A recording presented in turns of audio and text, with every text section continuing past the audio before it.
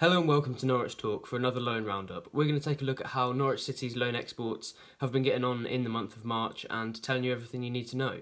We'll start with Sam McCallum, who's played every game at left wing back for Coventry, basically the same as February really. He's really established himself in that side. I know he had difficulties getting back into it in the summer or just after the summer when he went back, because I think they had a couple of strong players in that area that they'd signed, but he's obviously made himself the first choice and he's getting on really well there. I think Coventry have had sort of mixed form.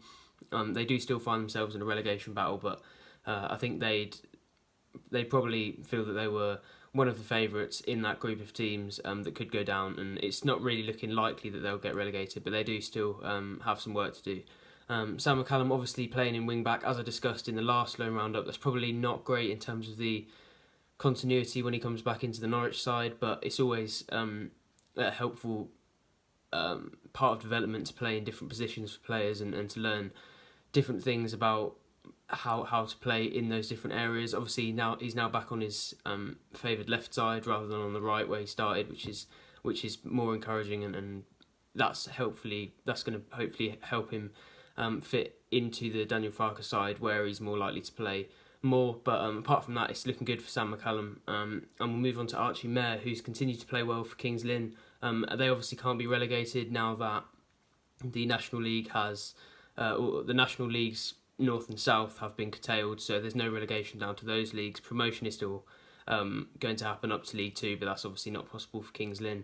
I think their form has been okay in the last few weeks, not really that much better or worse than it was in February, but Archie Mayer has continued to impress, and interestingly he's now joined by Simeon Jackson. I saw he scored the winning penalty in a 2-1 win recently, so it's good to see him doing well and back in Norfolk. We'll carry on with Dan Adshead, who's played 2 of the 3 games Telstar have played in the month of March.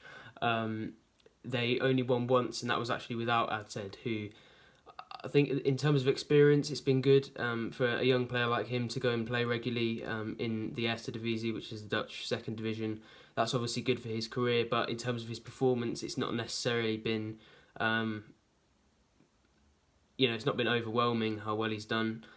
He's primarily an attacking midfielder, not necessarily like an Emi Buendia or a Todd Cantwell, but out of the sort of, if you were to categorise him as a 6, an 8 or a 10, I think you'd put him somewhere between an 8 or a 10, and those are the 2 roles he's played mainly for Telstar.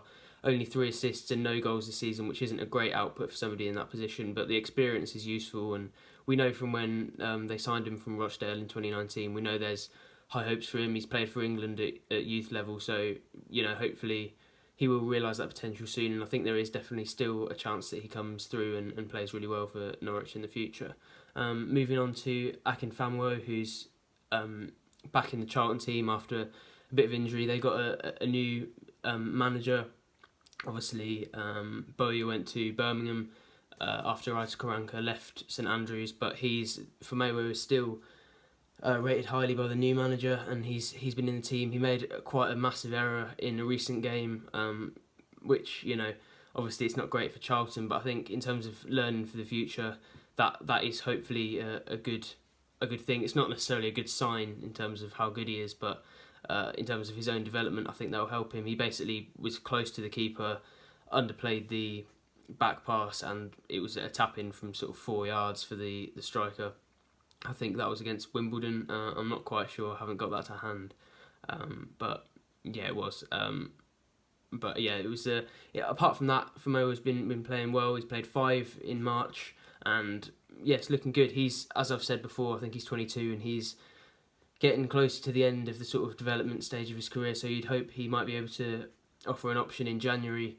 Not in January, sorry, next season for Norwich, and hopefully, I don't think we see him starting, but I think the club do still hold him in high regard, and he might be able to offer an option as backup. Moving on to Tom Tribal, who won't be coming back to Norwich. He's played every match apart from that game against us, the 1-1 draw, the last game Norwich played. And apart from that, he's been really good. I think he's definitely improved. He was struggling to get into the team in sort of January, but February he started to ease his way back in, and then in March he's been playing regularly again. So that's good after how he was frozen out at Norwich. I think he endeared himself to the fans, and we all wanted him to do well after he left. And although it doesn't look like he's going to be returning, I think we'll all be pleased that he's playing well and playing regularly for Blackburn. Moving on to Rocky Bushiri, who it's just really not going well for. Every month I seem to be providing updates and it seems to be getting worse. In February I told you he had made his first start, which was obviously an improvement, but he immediately after that got a meniscus injury, so it's looking like this loan to Eupen isn't going to work out again, and the chances of playing for Norwich in the future are really decreasing. I remember him being really highly rated when we signed him, but I would say, there's Fumewo and Omobama Dele are probably both ahead of him in the order of the centre backs in the club, and I just don't really see him bursting through that whole line after such a difficult loan, a difficult set of loans really, and playing for Norwich. I think there's the likes of John Tompkinson and Louis Lomas have also played really well for the under-23s, so Bushiri is quite far down the agenda for me, and I don't know if I see a future for him at Norwich. Obviously he was really highly rated when we signed him, so if he can prove me wrong I'll be really pleased, but it's just nothing seems to be going for him at the moment. Same situation for Danel Sinani, who hasn't played a minute in March.